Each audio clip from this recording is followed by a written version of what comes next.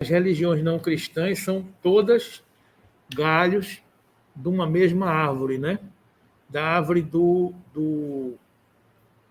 pensamento divino que nos coloca diante dessa realidade, dessa perspectiva de educarmos-nos moralmente, educarmos com o pensamento do amor de Deus, que é tão bem implementado por Jesus, né? Eu ganhei esse livro há uns 3 anos atrás e eu achei muito interessante. Eu não li esse livro, mas eu tenho folheado, às vezes, pesquisado algumas páginas, mas é sempre um pouco isso que a gente está vendo aqui. As religiões não cristãs, as religiões cristãs e monoteístas, aquelas que acreditam num Deus único, e a gente vai entendendo tudo isso e o bom desse estudo, dessa reflexão nossa, é que tudo isso deságua no pensamento divino, o pensamento do Cristo, o pensamento de Kardec, dos espíritos maiores, da gente entender o contexto aonde a gente está mergulhado hoje.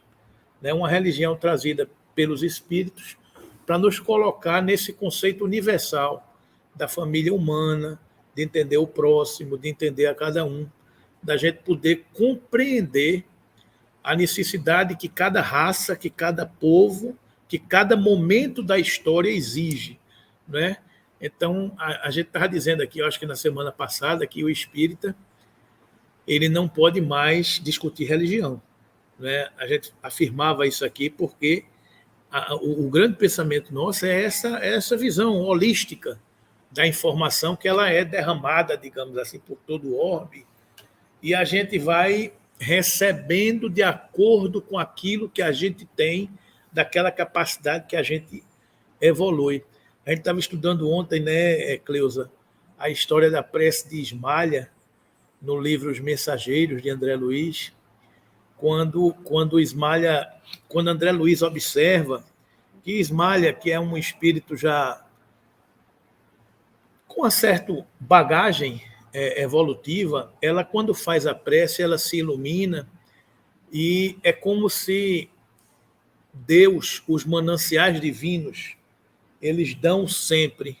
Ou seja, quando a gente está fazendo uma prece coletiva, é como se derramassem luzes, bênçãos, eflúvios magnéticos, fluídicos em todos nós, em iguais percentagens, né?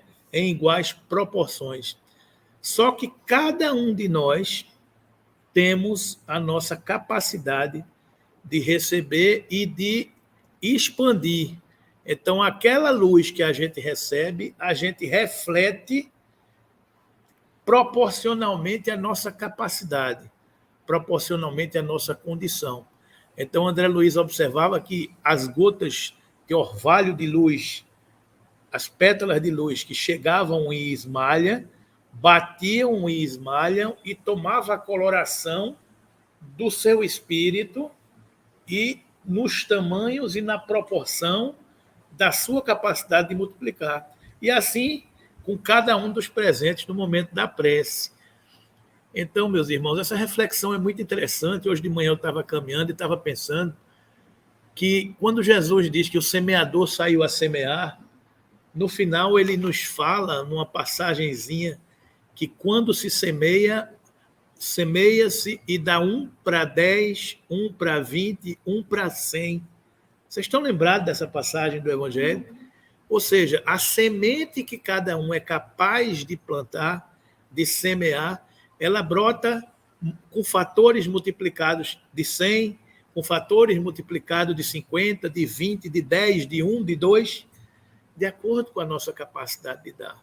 Então, assim é o pensamento divino do ponto de vista das religiões. Em tudo há uma proporção de acordo com o nosso merecimento. Né? Então, esse pensamento divino pelas religiosidades, pelos caminhos das religiões, eles estão sempre disponíveis para todas as raças. E cada um vai recebendo e entendendo aquela condição e evoluindo conforme a sua capacidade de entender. Né? Essa cena que André Luiz escreve, eu acho uma das mais lindas de todos os livros dele. As às vezes, quando eu estou assim, meio abaixo, eu até pego para ler, porque aquilo ali mostra que você sempre está sendo ajudado. Não está só, né? Nunca está só, E mesmo que a vizinha dele que quiser ter ele bem pouquinho, né? Serve assim para alguma coisa. Sim. Essa cena é linda, eu adoro essa parte. Sem dúvida, Bel, porque é aquela história. O amor de Deus, ele está presente em tudo. Né? Quando a gente chega numa sala, quando a gente vai olha para a natureza, só é olhar para essa natureza que quando a gente tem olhos de ver, a gente está vendo Deus. A gente está vendo Deus no colorido das plantas, no mecanismo da fotossíntese, na luz do sol que irradia, no ar que nós estamos respirando. Tudo isso chama-se previdência divina. Então, está sempre disponível. E a fé é essa conexão que faz com que a gente acesse o Wi-Fi divino. Não é? Então, a gente hoje que não pode viver sem Wi-Fi, porque todos nós queremos estar conectados, quando a gente chega em qualquer lugar, a gente diz, qual é a senha do Wi-Fi? Né? Para não usar seu pacote de dados do seu celular. Aí você chega aqui e faz, qual é a senha do Wi-Fi? Porque a gente precisa viver conectado materialmente. E essa prece, Bel, você bem lembra que ela é a reflexão do Wi-Fi divino. Aonde nós estivermos, a gente pode pegar a senha de Deus. Não é? É só conectar. E essa bênção que a gente vai receber, ela é proporcional à nossa capacidade, à nossa fé, que ela será proporcional à condição que cada um tem, né? Então, isso é uma coisa muito bonita, né? Uma coisa que nos fortalece todos os dias, né?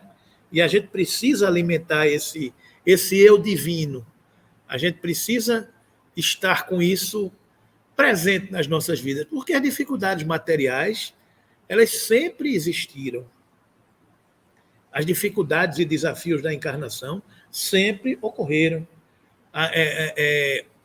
Ontem, André Luiz Del me mostrava uma frase de um rabino que ele dizia: o cristão que não passa por dificuldades na vida não entendeu a religião ainda, alguma coisa desse tipo. Ou seja, a religiosidade que nós precisamos alimentar em nós é a força motriz para a gente poder superar a nossa jornada, a nossa caminhada. É o combustível que a gente liga na tomada para poder a gente dar uma energizada e sair para a luta. Não é? Então, essa religiosidade é esse caminho sempre ofertado para Deus. E a gente precisa estar com isso muito aceso dentro de cada um de nós. Né? Então, a gente, terminando esse estudo das religiões não cristãs, a gente vai olhar um pouco hoje as características do judaísmo. E eu não sei se vocês estão vendo aí, mas esse estudo que a FEB nos proporciona no EAD, ele é entender um pouquinho a linha do tempo do judaísmo. Então, a gente vai repetir, claro que uma religião que tem 2.300 anos, né? Porque a gente fala de Moisés em 1.300, mas começa aqui com 1.700 anos antes de Cristo, que a gente vai ver aqui que 1.700 anos antes de Cristo é com Abraão. Vocês já ouviram falar, né, do Abraão, que é aquele que vai encontrar a terra prometida, a famosa Canaã, né, e que de suas gerações, de Isaac, Jacó, as 12 tribos judaicas, digamos assim, formam o povo de Israel, a religião judaica, que a gente vai pensar um pouco hoje. Então, claro que a gente não vai esgotar em 15 minutos, meia hora de reflexões aqui, nada disso. Apenas a gente vai pincelar alguns conceitos, até porque a gente não conhece.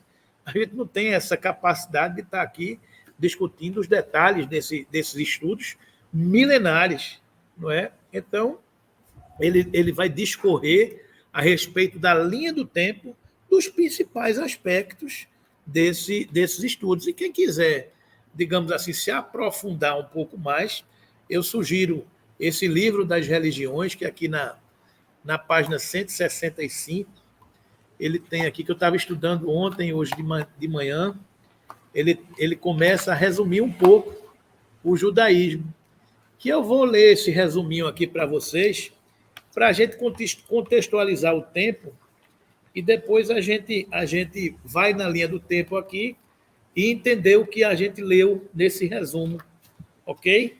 Então, o que ele diz aqui é o seguinte, do judaísmo, né?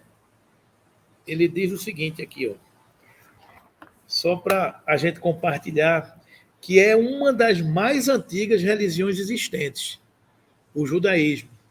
Originou-se das crenças do povo de uma terra chamada Canaã, essa história que a gente conhece, no sul do Oriente Médio, há mais de 3.500 anos. Olha aí, 2.000 anos e 1.500 anos antes. É essa linha do tempo que a gente está vendo aqui. E está intimamente ligada à história do povo judeu. A Bíblia hebraica, o Tanakh, conta não só a história da criação do mundo por parte de Deus, como também a história de sua relação com os judeus.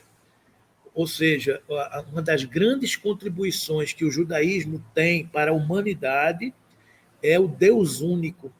A gente sai de uma crença politeísta, que é o que predominava naquela região, naquela época, naquele momento de evolução da humanidade, e o judaísmo nos traz a crença de um Deus único, o monoteísmo e a grande contribuição que o judaísmo traz na evolução do pensamento religioso do mundo, né?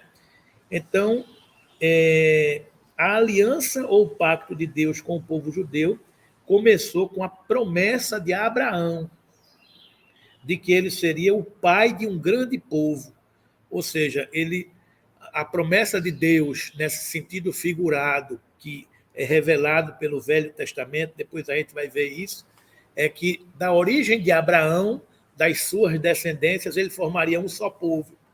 E se a gente for refletir, é o pensamento humano de que nós formamos um só povo e de que a Terra Prometida é um reino conquistado com o esforço dos nossos espíritos. Mas isso é um sentido figurado que está aqui na religião que a gente vai entender, não é? Deus disse que a Abraão, que seus descendentes deveriam obedecer-lhe e adotar o rito da circuncisão, um sinal da aliança, aquela velha história da circuncisão. Os judeus só aceitam para fazer parte de sua crença religiosa aqueles que são circuncidados, aqueles que fazem a circuncisão. Daí que na época do Cristo teve aquela confusão entre os seus apóstolos, que uns achavam que Jesus tinha vindo para os judeus, para os iniciados, e outros achavam que não, que Jesus tinha vindo para a humanidade. E essa foi uma das discussões que Paulo, o nosso Paulo de Tarso, teve com alguns dos apóstolos de Cristo, que eram judeus. A maioria dos apóstolos de Cristo eram judeus, porque era a religião que existia no momento que Cristo veio à Terra. Estão entendendo? Então, naquela história, naquele momento, alguns apóstolos defendiam que Cristo só deveria pregar para os circuncidados, aqueles que tinham feito circuncisão. E Paulo não. Paulo disse, não, eu vou pregar para os não gentios. E foi assim que Paulo saiu do domínio de Jerusalém, da religião judaica, e saiu espalhando o cristianismo. Então, é como diz aqui na religião judaica, que obedecer e adotar o rito da circuncisão como um sinal de aliança. Em troca, Deus o guiaria, protegeria e lhes daria a terra de Israel. Abraão, por sua fé, foi agraciado com um filho, Isaque, que também teve um filho, Jacó. Então, Abraão é pai de Isaque, que é pai de Jacó, que é pai de 12 filhos que fundaram as 12 tribos de Israel. Então, você vê a genealogia de toda essa história do judaísmo, né? E, conforme relata o Tanakh, Abraão, Isaque e Jacó são conhecidos como os patriarcas, os ancestrais físicos e espirituais do judaísmo. Aí tem uma outra história aí que o nosso guia espiritual do Brasil, vocês sabem como é o nome? Ismael. Vocês sabem de quem Ismael é filho? Ismael é filho. Deixa eu ver se está aqui na genealogia. Aqui, ó. Acho que não é aqui. Israel é filho de Abraão, tem 2 filhos. Isaac, que é filho dele com a sua esposa, e tem um outro filho, que é Ismael, que é filho de uma outra mulher, que a mulher não podia dar à luz. Então, o outro filho de Abraão é Ismael. E Ismael não foi, digamos assim, reconhecido como seu filho primogênito, e saiu com sua mãe, que era uma serviçal de Abraão, e saiu para o Oriente. E ele de lá saiu, a sua árvore genealógica de Ismael fundou as religiões árabes, que é o famoso de onde saiu Maomé.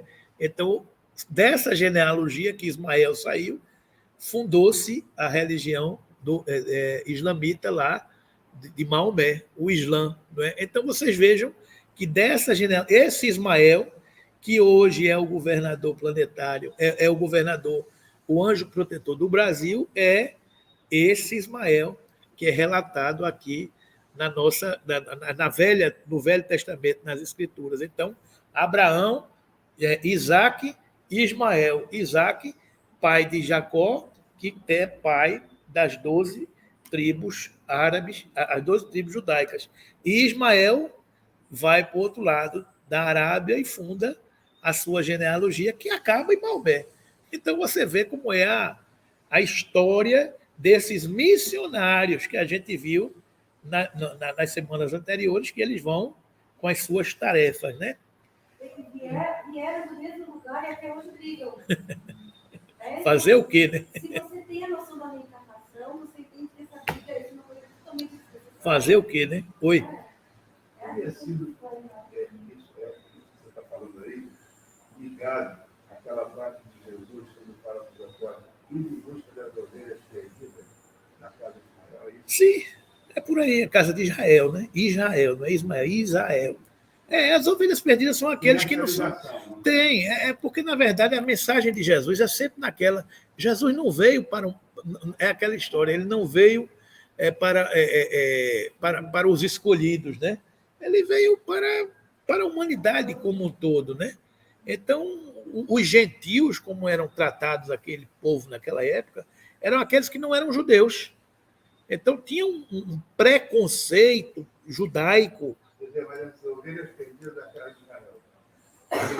A casa de Israel é o judaísmo. As ovelhas perdidas, porque boa parte da igreja cristã, fundada por Pedro, ela pegava muita gente que era pobre, que era sem tradição familiar, que muitas vezes o judaísmo tinha toda o orgulho, a vaidade. Então, o clã, né? Então, as ovelhas perdidas, muitas dessas eram os pobres, os estropiados, que a gente acaba socorrendo todas essas criaturas.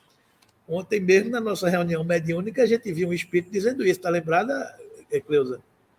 Eu sou lá das últimas camadas e ninguém olha por mim. E ninguém olha por nós. Eu vivo na lama, eu vivo na escuridão. Então, Jesus veio para iluminar o mundo. Ele não veio para os templos suntuosos, para os altares garbosos. Ele não veio para isso. Ele veio para abrigar a família humana de uma só genealogia. É o figurativo dessa história toda, né? Oi?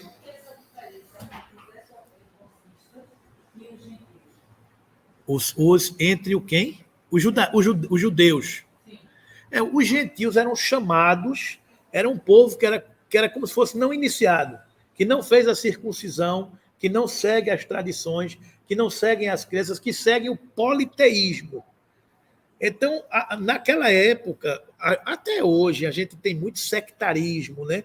A gente acha que porque você não faz parte da sua crença, você não acredita na sua religião, você fica de fora. Você não vai ser salvo, digamos assim. Então, essa que é. Faz muito tempo que a gente é assim. Faz muito tempo que nós somos sectaristas em tudo. Você não torce pelo meu time, você é diferente. Você não é da minha família, você é diferente. Você não mora no meu bairro, você é diferente. Você não é da minha mesma casa espírita, então você é diferente. Embora sendo espírita. Mas você não é do Peixotinho, você é diferente. Então, nós, infelizmente, criamos a cultura sectária dentro de cada um de nós. Como se todos nós não descendêssemos de Abraão. Quem é Abraão? É Deus. Todos somos filhos de Deus. E o povo escolhido? Quem é o povo escolhido? É o povo de Deus. Então, todos nós somos da família humana. Só que a gente ainda não entendeu direito a mensagem. A gente ainda se divide por religiões. A gente se divide por classes sociais, por clubes sociais, por famílias. Oi. Por isso que nós temos que ser religiosos da religião, não fanáticos. Sim, sim. O problema, Marco, é que a gente tem que ter religiosidade. Porque religiosidade é diferente de religião. Religião é o formalismo, é o culto, são os dogmas, circuncisão, eucaristia. São vários dogmas que nós criamos para dizer que nós somos diferentes e que seguimos uma linha. Mas quando Jesus vem e nos diz que os meus discípulos, ou seja, a minha família, ele não criou nenhuma barreira, nenhuma cor de roupa, nenhum. Meus discípulos serão conhecidos pelo quê? Por muitos se amarem. Acabou. E amor não está restrito a nenhuma condição. Entendeu? Então, a gente aqui tem que entender essa situação, porque nós somos ainda muito importantes. Nós somos ainda muito vaidosos. E o exemplo do Cristo, para quebrar tudo isso, ele chegou chegando. Ele chegou por onde? Jesus chegou por onde? Por uma estribaria. Nascido de um carpinteiro e de uma desconhecida. Então Jesus chegou e disse, quebrou toda essa tradição, nos dando o traço da humildade, como sendo, digamos assim, a grande informação de que o homem tem que caminhar. Então, a conversa é por aí, né? Então, vamos para frente aqui. O Tanache conta a história de Jacó e seus descendentes escravizados no Egito e mais tarde libertados por Moisés. Aquela história da Páscoa, que se comemora a libertação do povo hebreu do domínio dos egípcios. Então, lembrado da Páscoa judaica, que foi aquele feriado que Jesus foi agraciado para ser escolhido, para ser libertado. E nós escolhemos quem? Barrabás. Então, é aquela velha tradição judaica da Páscoa, né? Que é essa passagem do povo liderado por Moisés, o povo hebreu, para a sua terra prometida por Abraão, da sua descendência, né? Moisés recebeu a Torá, que são os livros sagrados do judaísmo, é a Torá. E o que é a Torá? São os 5 livros escritos por Moisés. Quais são? Gênesis, Êxodo, Números, Levítico e Deuteronômio. São os 5 primeiros livros do Velho Testamento que foram trazidos por Moisés. E isso chama-se a Torá, que eles estudam em cima dessas escrituras sagradas, digamos assim, né? E Moisés recebeu no Monte Sinai e conduziu seu povo de volta à terra de Israel. onde o povo se estabeleceu. Mais tarde, Deus aponta Davi, o ungido, como rei, originando a crença de que um descendente de Davi viria para instaurar uma nova era para o povo judeu. O filho de Davi, Salomão, o famoso rei Salomão, né, construiu o Templo de Salomão em Jerusalém, o Templo de Salomão o famoso Templo de Jerusalém, como símbolo da soberania do povo judeu na terra de Israel. Mas os judeus foram obrigados a abandonar a terra prometida e o templo destruído 2 vezes. A primeira pelos babilônios, no século 6 a.C., o famoso rei Nabucodonosor, naquela destruição do templo de Salomão em Jerusalém, e a segunda vez, depois que eles voltaram sendo subjugados pelo Império Romano, no 1º século depois de Cristo. A famosa tomada novamente de Jerusalém pelo general romano Pompeu, que a gente conhece essa história dessa tomada de Roma, né? Então, isso aqui é um pouco de um resumo do que ele vai dizer aqui nessa linha do tempo, que começa aqui, 1.700 anos antes de Cristo, como a gente está vendo aqui, depois 1.300 anos antes de Cristo, 1.020 anos antes de Cristo, 1.000 anos antes de Cristo, 960 anos, 930, 722, 586, ou seja, é a evolução da história do povo judaico. Ok, gente? Então, o que é que ele vai dizer aqui? 1.700 anos antes de Cristo, o que é que aconteceu? Abraão, os patriarcas, que são conhecidos os patriarcas, né? Abraão, que gerou Isaac, que gerou Jacó. São os patriarcas do povo judeu e crentes num Deus único estabelecem-se na terra de Israel.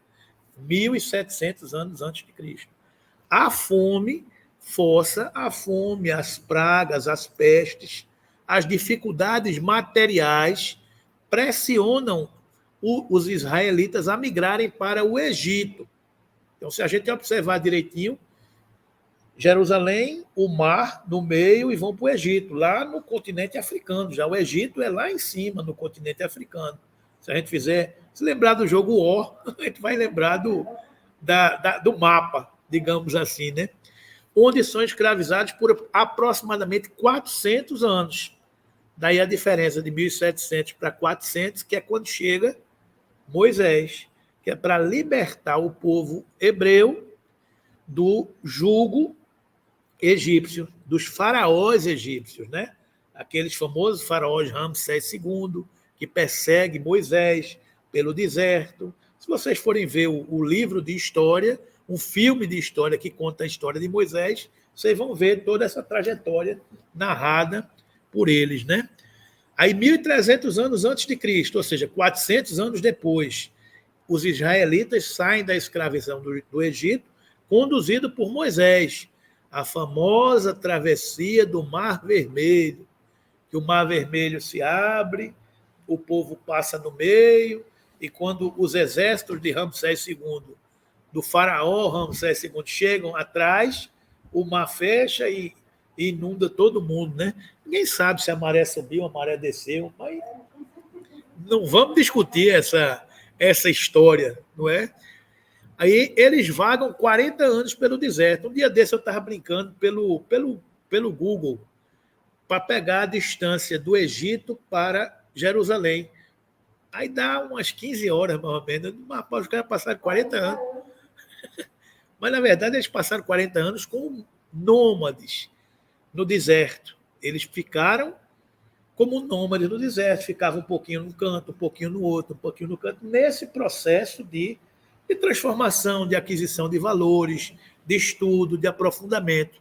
E é lá, nesse deserto, que Moisés recebe o Decálogo, os famosos 10 mandamentos, fundando a religião judaica. Josué, sucessor de Moisés, escolhido por Moisés, cumpriu a promessa de encontrar Canaã, de volta a Canaã, que foi do rei Abraão, do pai Abraão, né? Que gerou Isaac, que gerou Jacó. 400 anos depois de tudo isso, Moisés, peregrinando pelo deserto, passou o bastão para Josué, que encontrou Canaã, a sua terra prometida. Os israelitas se instalam na terra de Israel. Josué Moisés não chegou, né? Não. Não chegou até lá. Ele passou para Josué, né? Passou o bastão, digamos assim, né? Não. Aí Josué distribui as terras conquistadas entre as 12 tribos judaicas. Aí aqui nesse mapa a gente vai ver, no mapa de antigamente aqui, esse caminho que eles fizeram. Saíram aqui de Pison e saíram andando por aqui, atravessaram o Mar Vermelho aqui, tá vendo? E vieram por Maara, Elim, não sei o que e tal, e chegaram em Jerusalém. Essa que foi o caminho que eles percorreram, vagueando pelos desertos durante 40 anos. Isso era o mapa de antigamente, digamos assim, né? Aqui em cima, está aqui Jericó, está tudo por aqui, né? Porque os nomes é Esbom. Aí aqui eu vou mostrar aqui, ó. Aqui é um mapa de satélite da região percorrida. Hoje, né? Hoje está tudo bonitinho, né? Você vê pelo Google Earth. E tem aqui, ó. Aqui essa região, Israel. Tá vendo aqui? Eles saíram mais ou menos, que hoje é o Cairo, que está aqui no Egito, o país como um todo, né? Mais ou menos do Cairo, atravessam tudo isso e chegaram aqui em Israel. E essa região que está aqui do Estado de Israel é que foi dividido com as 12 tribos árabes. Essa região é que foi toda dividida.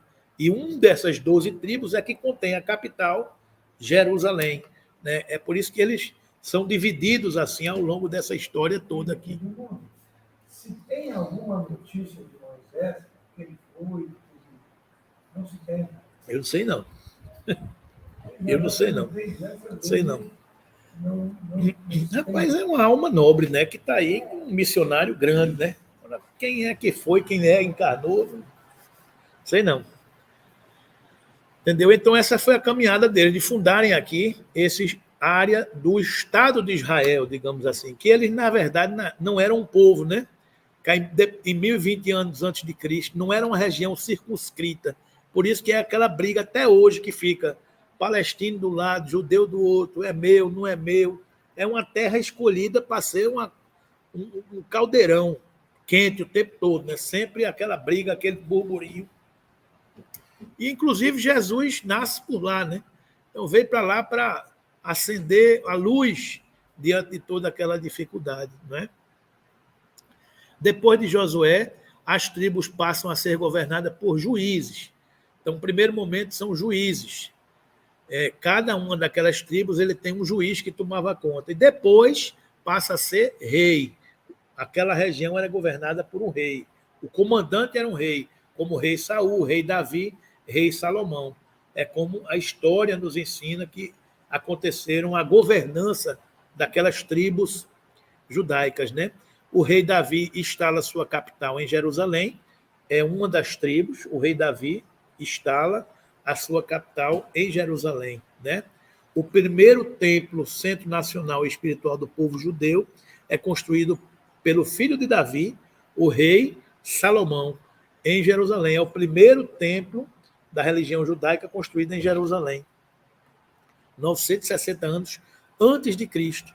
Aí, se a gente falar das confusões dos judeus, dos cristãos, com o Maomé, com o Islã, aí a gente vai ver também a disputa por Jerusalém, que aí só é 1.200, 1.100, 1.200 anos depois de Cristo, com as famosas cruzadas, o rei Saladino, que é o comandante dos muçulmanos aqui, é outra confusão. A briga pela terra prometida, aquela história toda, ou seja, é uma região bélica, a gente está vendo aqui antes de Cristo, né? E depois de Cristo a confusão continua, hoje ainda com os palestinos, os judeus, aquela história do Estado árabe. Então é muita confusão, naquela região ali ainda é muito bélica, digamos assim. Se a gente for pensar direitinho, provavelmente é um reencarnando de novo como outra terra e vai continuando a briga ainda na cabeça, né? O cara vai reencarnando e continua brigando, né? Mas vamos para frente. O reino de Israel é destruído pelos assírios, outra guerra. Os assírios brigam, porque naquele momento a grande conquista do povo era a terra, era a expansão das fronteiras. Então, tudo que a pessoa queria, hoje é dinheiro. Mas antigamente era terra. Você ia expandindo as suas fronteiras. Daí que Roma era... As legiões romanas, o negócio das legiões romanas era expandir o domínio de Roma por todo o globo que ele conhecia, né? Então, os assírios tomaram Israel. 586 anos antes de Cristo, Jerusalém, o reino de Judá, é conquistado pela Babilônia. Nabucodonosor invade a Israel e toma e passa a ser governado pela Babilônia. E Jerusalém e o primeiro templo são destruídos nessa destruição de Nabucodonosor. E a maioria da população judaica é exilada, né? Vai tudo embora. Muitos judeus retornam do exílio babilônico em 538 anos antes de Cristo. O templo de Jerusalém é reconstruído. O templo de Jerusalém é reconstruído. Aí ele já dá um pulo de 538 anos antes de Cristo para 63 anos antes de Cristo, que aí já é novamente Jerusalém sendo tomada pelo romano Pompeu. Já é Roma, querendo ser o centro do mundo. Aí já é o general romano Pompeu que toma Jerusalém. O rei e coloca Herodes para ser o representante de Roma, vassalo de Roma e governando a terra de Israel. E aquela região foi governada por um representante de Roma, que era o famoso Pôncio Pilatos. Aí já é a história do cristianismo, né? Então você veja que aquela região era tomada por Roma. Então Roma escolhe um nascido em Jerusalém para ser o rei daquela região. Então quem era o rei daquela região? Herodes. Herodes foi o rei daquela região porque ele era judeu. Era nascido naquela região, mas havia um representante do governo de Roma naquela região. O representante do governo de Roma naquela região era Pôncio Pilatos. Entende como era o sistema de governo que imperava naquela época? E o Templo de Jerusalém é reformado. 70 anos depois de Cristo, os exércitos do general Tito destroem o segundo templo. Tome guerra de novo, e Tito entra no templo de Jerusalém e destrói tudo. 70 anos depois de Cristo já. Né? Então já é outra destruição do templo de Jerusalém. E é interessante a gente ter noção dessa palavrinha aqui chamada diáspora. O que é a diáspora? É o período de dispersão dos judeus. Ou seja, como o povo judeu que vem de toda essa genealogia, Abraão, Isaac, Jacó, as 12 tribos, Canaã, a terra prometida, Israel, e ela foi destruída, conquistada, guerras, assírios, babilônios, romanos. O povo judeu ficou sem terra. Então, o grande problema do povo judeu é que o povo judeu não tinha pátria, ele tinha uma raça.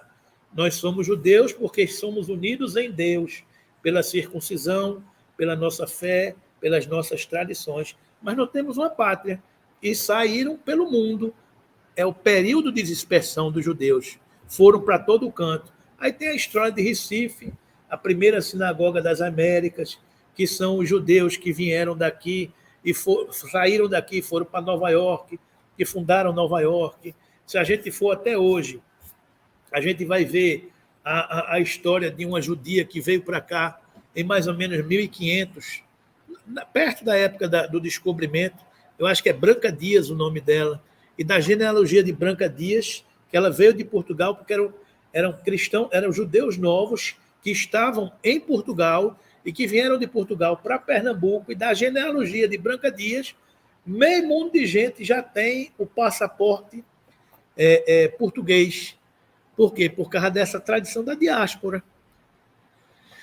Os judeus eram perseguidos pelo mundo todo, não é? Então, os judeus saíam fugindo. Então, a lógica é o seguinte: se Branca Dias era portuguesa e fugiu de Portugal pela Inquisição, que estava matando todo mundo, não sei o quê, então ela fugiu de lá, veio para o Brasil. Se ela não tivesse fugido, a sua genealogia era toda portuguesa. Então, quem é da árvore genealógica de Branca Dias tem nacionalidade portuguesa. eu tenho conhecido que ele é o 15º descendente da árvore genealógica de Branca Dias. Então, ele está lá, Branca Dias gerou não sei quem, que gerou não sei quem, que gerou não sei quem.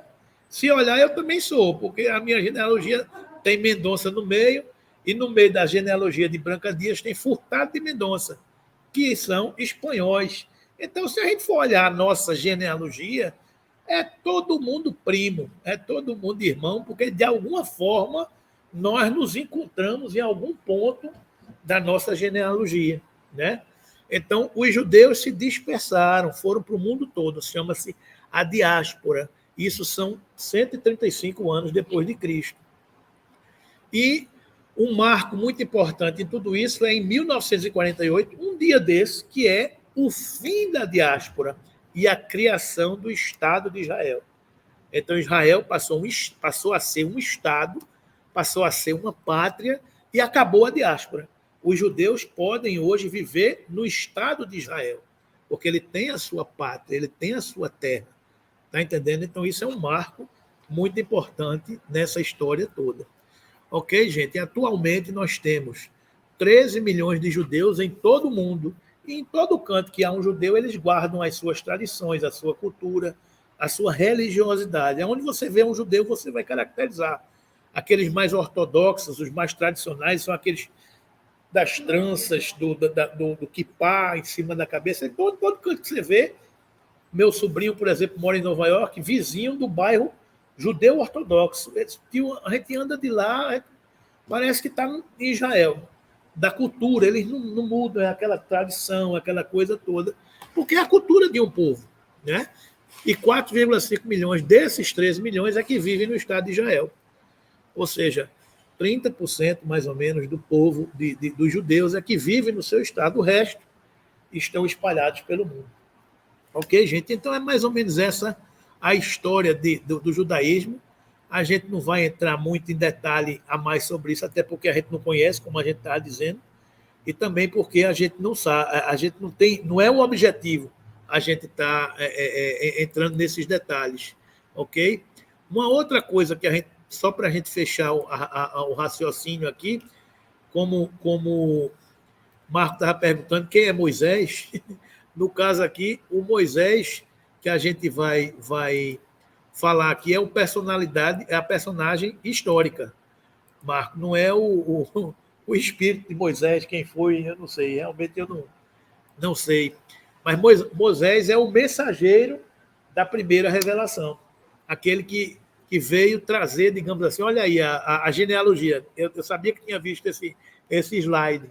Olha aí Moisés, daqui você vê Abraão, aquele que a gente estudou, está lá em cima, 1.700 anos antes de Cristo, né? Abraão casado com Sara, que era sua esposa, e Sara não deu à luz. Então, quando Sara tinha não sei quantos anos, Abraão teve um filho com a sua criada, Agar. E desse filho nasceu Ismael, o nosso governador do Brasil espiritual, né? Nosso Ismael está aqui, dessa genealogia aqui. E de Sara com Abraão nasceu Isaac, que ela não podia num determinado momento. Depois ele teve filho com Agar, nasceu Ismael. Aí depois ela teve. Aí Sara teve um filho com Isaac. Aí, como Sara era sua esposa, ele reconheceu em Isaac o seu, digamos assim, o seu descendente e botou Ismael para correr. E Ismael foi fundar as religiões árabes. Saiu por ali e foi fundar as religiões árabes. Aí é outra árvore genealógica que já sai dali, né? Aí com Isaac, com Rebeca, nasceu Esaú e Jacó. E Jacó teve os famosos 12 filhos, com uma que eu não sei o nome, a história não registra o nome, porque ele teve 5 filhos. Com Lia, teve mais 5 filhos. E com Raquel, teve José e Benjamim. Então é o que a história vai registrando, essa genealogia de tudo isso aí.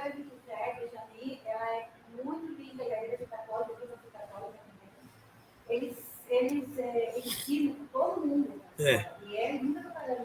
É porque são todos missionários, né, Bel? É tudo gente enviada pelo alto para poder educar, para poder criar esse caldo amoroso que a gente tem, né? Isso faz parte da nossa história, a gente entender toda essa cultura, né?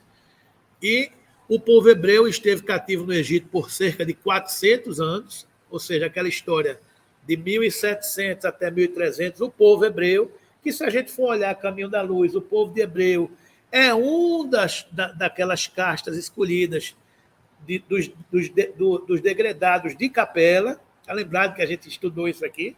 Então, o povo hebreu é um desses. É uma das raças que vieram de Capela. Aí o faraó determinou que se lançassem ao Nilo todos os meninos hebreus. O faraó, na época, não queria que os hebreus proliferassem, então ele mandou que botasse no rio todo mundo.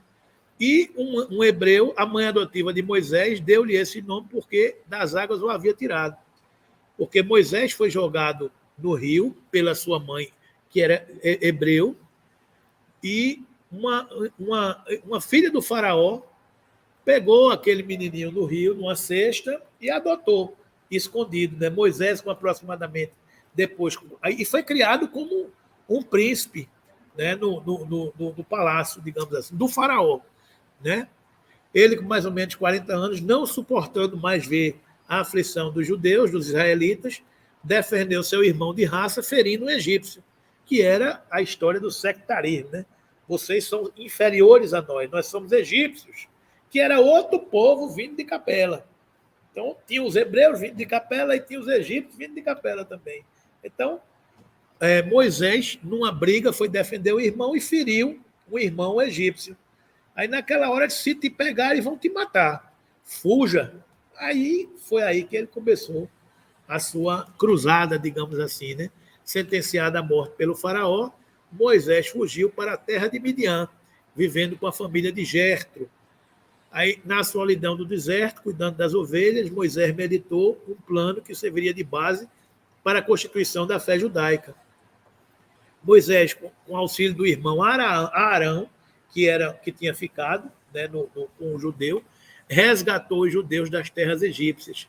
10 pragas, manifestação da prodigiosa mediunidade de Moisés, que a turma naquela época não acreditava no poder de Moisés. Aí Moisés pegava o cajado, transformava numa cobra, aí disse que o faraó ia sofrer, aí acabou com a água, aí mandou uma praga de gafanhoto, ou seja, 10 pragas com auxílio para mostrar o poder de Deus manifestado pelo seu emissário, né? Então, com tudo isso, eles passaram a temer aquele bruxo, digamos assim, chamado Moisés, porque ele era aquele que tinha esse poder na sua mão, né? A sua mediunidade. E aí ele conseguiu o prodígio de abrir caminho nas águas do Mar Vermelho, conduzindo os israelitas pelo deserto durante 40 anos, antes de localizarem Canaã, a terra prometida por Deus a Abraão. Então, essa que é um pouco essa história que contextualiza essa trajetória de Moisés. A história dos 10 mandamentos, não terás outros deuses diante de mim, primeiro mandamento, a história do monoteísmo, não terá outros deuses diante de mim. Não farás para ti imagem de escultura, nem semelhança alguma de que há em cima nos céus, nem embaixo da terra, nem nas águas debaixo da terra. Não as adorarás, nem lhes darás culto, porque eu sou o Senhor teu Deus, Deus zeloso, que visita a iniquidade dos pais nos filhos até a 3ª e 4ª geração. Daqueles que me obedecem, eu faço misericórdia até 1000 gerações, daqueles que me amam e guardam os meus mandamentos. Não tomarás o nome do Senhor, teu Deus, em vão, porque o Senhor não terá por inocente o que tomar o seu santo nome em vão. O 4º mandamento, lembra-te do dia de sábado para se santificar. 6 dias trabalharás e farás de toda a tua obra, mas o 7º dia é o sábado do Senhor, teu Deus. Não farás nenhum trabalho, nem tu, nem teu filho, nem tua filha, nem o teu servo, nem a tua serva, nem o teu animal, nem o forasteiro das tuas portas para dentro, porque em 6 dias fez o Senhor os céus, a terra, o mar e tudo que nele há, e no 7º dia descansou. Por isso o Senhor abençoou o dia de sábado e o santificou. se a gente olhar direitinho, esses 4 primeiros mandamentos dizem respeito ao relacionamento do homem com Deus. Aí o 5º mandamento, honra teu pai e tua mãe, para que se prolonguem os teus dias na terra que o Senhor Deus te dá. 6º mandamento, não matarás. 7º mandamento, não adulterarás. 8º mandamento, não furtarás. 9º mandamento, não dirás falso testemunho contra o teu próximo.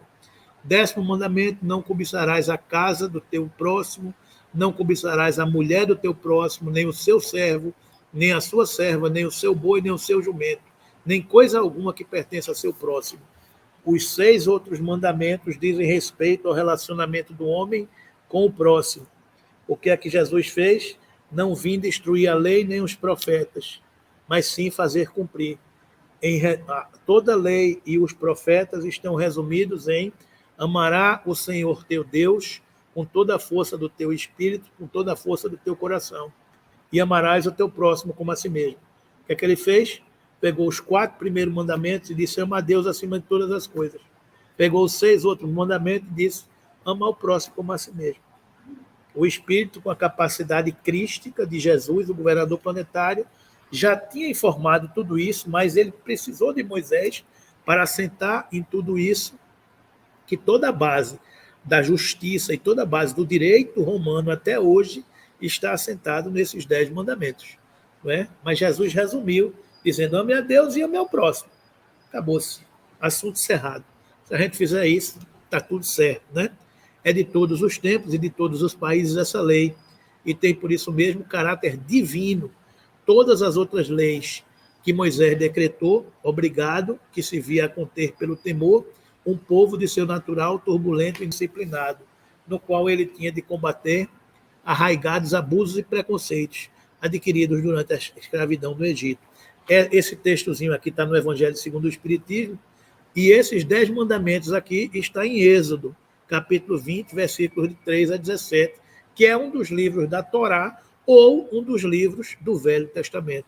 Então, está aí o contexto histórico de toda a revelação de Moisés. A legislação de Moisés está cheia de lendas e de crueldades compatíveis com a época, a linguagem da época, né? Mas escoimada de todos os comentários fabulosos a seu respeito. A sua figura é, de fato, a de um homem extraordinário, revestido dos mais elevados poderes espirituais. Foi o primeiro a tornar acessível às massas populares os ensinamentos somente conseguidos à custa de longas e penosas iniciação, com síntese luminosa de grandes verdades. Isso aqui está no livro Emmanuel, de Emmanuel, com psicografia de Chico Xavier, elogiando o caráter, a dimensão do espírito de Moisés, né, que foi escolhido para trazer a primeira revelação, como Kardec foi escolhido para trazer a terceira revelação. Ok? Então, gente, concluindo nessa questão 271 do livro Consolador, para fechar essa história toda, Emmanuel diz o seguinte: até agora, a humanidade da era cristã recebeu a grande revelação em 3 aspectos essenciais. Moisés trouxe a missão de justiça, o Evangelho, a revelação de insuperável amor, e o Espiritismo, em sua feição de cristianismo redivivo, traz, por sua vez, a sublime tarefa da verdade. No centro das 3 revelações encontra-se Jesus Cristo, como fundamento de toda a luz e de toda a sabedoria. Jesus, o governador planetário, ao longo de toda a existência, coordena o movimento de educação religiosa da humanidade. Primeira revelação, Moisés. Segunda revelação, o próprio Cristo. Terceira revelação, Kardec trazendo a doutrina espírita. É que, com amor, a lei manifestou-se na Terra no seu esplendor máximo. A justiça e a verdade nada mais são que os instrumentos divinos de sua exteriorização, com aquele Cordeiro de Deus, alma da redenção de toda a humanidade. A justiça, portanto, lhe aplainou os caminhos. A justiça de Moisés aplainou os caminhos, e a verdade, conseguintemente, esclarece os seus divinos ensinamentos. Então, está aí a informação trazida por Emmanuel para fechar esse pensamento da história religiosa da humanidade, para a gente poder, a partir das próximas semanas, adentrar no cristianismo, onde a gente vai estudar a vida de Jesus e a sua mensagem através das suas parábolas. Ok, gente? Então, a gente fica por aqui. No dia de hoje aqui, agradeço aí a presença de todos vocês e foi muito, muito bom a gente estar aqui podendo estudar todos esses ensinamentos trazidos por Jesus através de tantos emissários que nos revelaram tantos caminhos para a gente poder chegar a